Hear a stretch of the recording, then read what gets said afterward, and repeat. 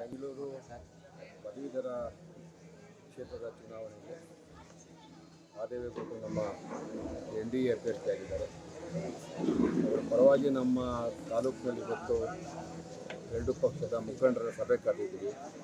ಮತ್ತು ಪದವೀಧರರನ್ನು ಕೂಡ ಈ ಸಭೆಗೆ ಒಂದು ಆಹ್ವಾನ ಮಾಡಿದ್ದೀವಿ. ನಾವು ನಮ್ಮ ತಾಲೂಕಿನಲ್ಲಿ 5,500ಕ್ಕಿಂತ ಹೆಚ್ಚು ಪದವೀಧರರು ನೋಂದಣಿ ಮಾಡಿಕೊಂಡಿದ್ದಾರೆ. ಅವರನ್ನು ನಮ್ಮ ಮುಖಂಡರ ಮುಖಾಂತರ ನಾಡಿದ್ದು ನಡೀತಕ್ಕಂಥ ಚುನಾವಣೆಯಲ್ಲಿ ಅವರ ಮತ ಹಾಕಿಸಲಿಕ್ಕೆ ಸಭೆಯನ್ನು ಏರ್ಪಾಡು ಮಾಡಿದ್ದಾರೆ. ಆದೇವೇಗೌಡರು ಯಾರು ಅಂತಲೇ ಗೊತ್ತಿಲ್ಲ ಅಂತೇಳಿ ಒಂದಷ್ಟು ಟೀಕೆಯನ್ನು ಮಾಡುವಂಥದ್ದು. 6 ವರ್ಷದಲ್ಲಿ ಯಾವತ್ತೂ ಬಂದಿಲ್ಲ. ಆಮೇಲೆ ಈಗ ಚುನಾವಣೆ ಬಂದಿದೆ, ಚುನಾವಣೆಗೂ ಸರಿಯಾಗಿ ಬಂದಿಲ್ಲ, ಒಂದು ಸಭೆಗಳನ್ನ ಮಾಡ್ತಾ ಇಲ್ಲ ಅಂತ ಹೇಳುವಂಥದ್ದು. ದೇವೇಗೌಡರು ಹಿಂದೆ ಪರಿಷತ್ ಸದಸ್ಯರಾಗಿ ಒಳ್ಳೆ ಕೆಲಸ ಮಾಡಿದ್ದಾರೆ. ಅವರು ನಮ್ಮ ಪಕ್ಷ ಅಭ್ಯರ್ಥಿಯಾಗಿ ಇವತ್ತು ಕಣಕ್ಕಿಳಿಸಿದೆ. ಎಲ್ಲರ ಬಗ್ಗೆಯೂ ಟೀಕೆ ಸಾರ್ವಜನಿಕ ಜೀವನದಲ್ಲಿ ಇದ್ದೇ ಇರ್ತದೆ. ಆದರೆ ಈ ಬಗ್ಗೆ ಒಳ್ಳೆ ಅಭಿಪ್ರಾಯ ಇದೆ. ಬೆಂಗಳೂರು ನಮ್ಮ ಭಾಗದಲ್ಲಿ ಅವರಿಗೆ ಅತಿ ಹೆಚ್ಚು ಮತಗಳು ಬರ್ತವೆ. ನಾವು ಸ್ವಾಭಾವಿಕವಾಗಿ ನಮ್ಮ ಅಭ್ಯರ್ಥಿ ಗೆಲ್ತಾರೆ ಅನ್ನೋ ಒಂದು ಆಶಾಭಾವನೆ ನಮಗಿದೆ. ಆದರೆ ಇವತ್ತು ನಮ್ಮದು ಜನಬಲ ನಿಮ್ಗೆ ಗೊತ್ತಿದೆ. DK ಫ್ಯಾಮಿಲಿ ಒಂದು ದೈತ್ಯ ಶಕ್ತಿ, ಅವರ ಹಣಬಲ, ಅಧಿಕಾರದ ಬಲ, ಅವರೇ ಸಮಸ್ಯೆಗಳು ಸೃಷ್ಟಿ ಮಾಡ್ತಾರೆ, ಸಮಸ್ಯೆಗಳನ್ನು ಪರಿಹರಿಸ್ತಾರೆ.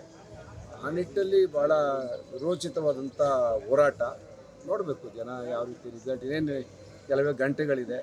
ನೀವು ಸಾಯಂಕಾಲ ನೀವೇ ಮಾಧ್ಯಮದವ್ರು ಹೇಳ್ತಿರಲ್ಲ ಯಾರು ಗೆಲ್ತಾರೆ, ಯಾರು ಗೆಲ್ಬೋದು, ಯಾರು ಸೋಲ್ಬೋದು ಅಂತೇಳಿ.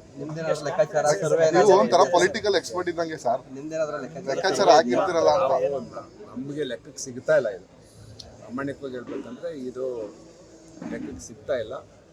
ಊಹೆಗೂ ಮೀರಿದಂಥ ಫಲಿತಾಂಶ ಬರ್ಬೋದು, ನಿರೀಕ್ಷೆ ಮಾಡ್ತಾ ಇದ್ದೀವಿ. ಸ್ವಾಭಾವಿಕವಾಗಿ ನಮ್ಮ ಅಭ್ಯರ್ಥಿ ಗೆಲ್ತಾರೆ ಅನ್ನೋ ಒಂದು ವಿಶ್ವಾಸ ನಮಗಿದೆ. ನಮ್ಮ ಜನ ಚೆನ್ನಾಗಿ ವೋಟ್ ಮಾಡಿದ್ದಾರೆ ಅಂತ. ಆದರೂ ಅವರ ದೈತ್ಯ ಶಕ್ತಿ ಮುಂದೆ ಏನಾಗುತ್ತೆ ನೋಡಬೇಕು. ಅವ್ರಿಗೆ ಇವತ್ತು ಸರ್ಕಾರ ಇದೆ, ಹಣಬಲ ಇದೆ, ಸರ್ಕಾರಿ ಮಿಷನರಿನ ದುರುಪಯೋಗ ಪಡಿಸ್ಕೊಂಡಿದ್ದಾರೆ. ಚುನಾವಣೆ ಹಿಂದೊಂದು ದಿವಸ ಎಲ್ಲ ಮಹಿಳೆಯರಿಗೆ, ಸ್ತ್ರೀಯರಿಗೆ ಅವರೇನು 2,200 ರೂಪಾಯಿ ಹಾಕ್ಬೇಕು, ಹಳೆ ಬಾಕಿಯನ್ನು ಅವತ್ತು ಹಾಕಿದ್ದಾರೆ. ಅದನ್ನು ಜಮಾ ಮಾಡೋದ್ರ ಮುಖಾಂತರ 8-10 ಸಾವಿರ ಒಂದೊಂದು ಅಕೌಂಟ್ಗೆ ಹಾಕೋದ್ರ ಮುಖಾಂತರ ಮಹಿಳೆ ಮತದಾರರು ನಮಗೆ ಮತ ಹಾಕಿದ್ದಾರೆ ಅನ್ನೋ ವಿಶ್ವಾಸ ಅವ್ರದ್ದು. ಅದಕ್ಕೆ ಮೀರಿ ಜನಾಭಿಪ್ರಾಯ ಯಾವ ರೀತಿ ಜನ ತೀರ್ಮಾನ ಮಾಡ್ತಾರೆ ನೋಡ್ಬೋದು. ಯಾಕೆ ಸರ್ ಫಲಿತಾಂಶ ದಿನ ಹತ್ತಿರ ಕಾನ್ಫಿಡೆನ್ಸ್ ಕಳ್ಕೊಂಡಂಗಿದೆ? ಕಾನ್ಫಿಡೆನ್ಸ್ ಕಳ್ಕೋ ವಿಚಾರ ಅಲ್ಲ. ಆಗಲೇ ಓಟಾಗಿ 1 ತಿಂಗಳು ಆಗೋಗಿದೆ.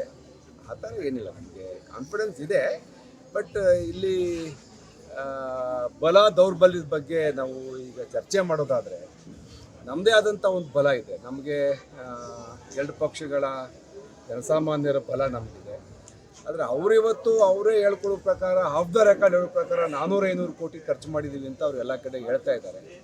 ಅವ್ರು 400-500 ಕೋಟಿ ಖರ್ಚು ಮಾಡಿದರೆ ಅವ್ರು ಗೆಲ್ಲೇಬೇಕು ಅಂತ ಹಠ ಹೋಗ್ಬೇಕು. ಯಾಕೆಂದರೆ ಅವರು ಈಗಾಗಲೇ ಮುಖ್ಯಮಂತ್ರಿ ಆಕಾಂಕ್ಷಿ ಆಗಿರೋದ್ರಿಂದ ಅವ್ರಿಗೆ ತಮ್ಮ ಸೋತ್ರೆ ಭಾಳ ಹಿನ್ನಡೆ ಆಗುತ್ತೆ ಅನ್ನೋ ಒಂದು ಆತಂಕ ಇತ್ತೇನೋ. ಭಾಳ ಶಕ್ತಿ ಮೀರಿ ಅವರೆಲ್ಲ ಪ್ರಯತ್ನಗಳನ್ನು ಹಾಕಿದ್ದಾರೆ. ನೋಡಬೇಕು ಏನೇನಾಗುತ್ತೆ ಅಂತೇಳಿ. ನಮ್ಮ ಕಡೆ ಜನಶಕ್ತಿ ಮಾತ್ರ ಜನಗಳ ವೋಟ್ ಕೇಳ್ಕೊಂಡಿದ್ದೀವಿ. ಡಾಕ್ಟ್ರು ಒಳ್ಳೆತನ ಮತ್ತು JDS ಮತ್ತು BJP 2 ಪಕ್ಷ ಒಟ್ಟಾಗಿರ್ತಕ್ಕಂಥದ್ದು. ಕೆಲವು ಮೌಲ್ಯಾಧಾರಿತವಾಗಿ ನಾವು ವೋಟ್ ಕೇಳಿದ್ದೀವಿ. ಅವರು ಎಲ್ಲ ರೀತಿಯ ಅವಕಾಶಗಳನ್ನು ಉಪಯೋಗಿಸ್ಕೊಂಡಿದ್ದಾರೆ. ಧಮಕಿ ಹಾಕಿದ್ದಾರೆ, ಮತಗಳಿಗೆ ಕಾಂಟ್ರಾಕ್ಟರ್ಗಳನ್ನು ಬೆದರಿಸಿದ್ದಾರೆ. ಎಲ್ಲ ಕಾಂಟ್ರಾಕ್ಟರ್ಗಳು ಅವ್ರ ಪರ ಕೆಲಸ ಮಾಡಿದ್ದಾರೆ. ಮತ್ತು ಅವ್ರು ಏನೇನು ಸರ್ಕಾರಿ ಯಂತ್ರವನ್ನು ಸದುಪಯೋಗ ಪಡಿಸ್ಕೋಬೇಕು, ದುರುಪಯೋಗ ಪಡಿಸ್ಕೋಬೇಕು, ಎರಡೂ ಮಾಡಿದ್ದಾರೆ. ಹಾಗಾಗಿ ನೋಡಬೇಕು ಚುನಾವಣೆ ಯಾವ ರೀತಿಯಲ್ಲಿ ಫಲಿತಾಂಶ, ಅದಕ್ಕೂ ಮೀರಿ ನಿರೀಕ್ಷೆಗೆ ಮೀರಿ ಫಲಿತಾಂಶ ಬಂದರೆ ಜನಶಕ್ತಿಗೆ ಪ್ರಜಾಪ್ರಭುತ್ವದಲ್ಲಿ ಬೆಲೆ ಇದೆ ಅಂತ ಅರ್ಥ. ಸರ್, ಈಗ ಕುಮಾರಸ್ವಾಮಿ ವಿರುದ್ಧ DK ಶಿವಕುಮಾರ್ ಒಂದು ಗಂಭೀರ ಆರೋಪ ಮಾಡಿದ್ರು. ಅಂದರೆ ನಮ್ಮ ಮತ್ತು ಸರ್ಕಾರದ ವಿರುದ್ಧವಾಗಿ ಒಂದು ಯಾಗವನ್ನು ಮಾಡ್ತಾ ಇದ್ದಾರೆ, ಶತ್ರು ಪೂಜೆಯನ್ನು ಕೂಡ ಮಾಡಿಸ್ತಾ ಇದ್ದಾರೆ ಅಂತೇಳಿ.